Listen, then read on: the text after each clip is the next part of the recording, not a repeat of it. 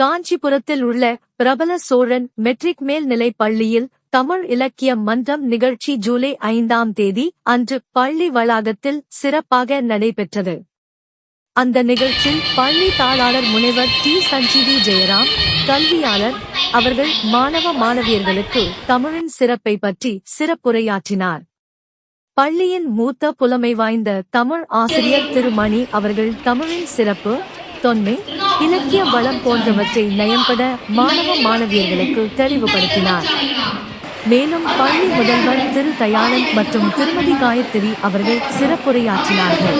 பள்ளி மாணவ மாணவியர்களின் தமிழ் இலக்கியத்தின் பண்புகள், இயல் மற்றும் நாடக வடிவில் வெளிப்படுத்தினார்கள் மற்றும் தமிழருடைய கலாச்சாரம், பண்பாடுகள் ஆகியவற்றை திறன்பட செயல் வடிவில் வெளிப்படுத்தினார்கள். மாணவர்களுக்கு தமிழ் ஆசிரியை திருமதி சுமதி அவர்கள் வாழ்த்து கூறினார்கள்.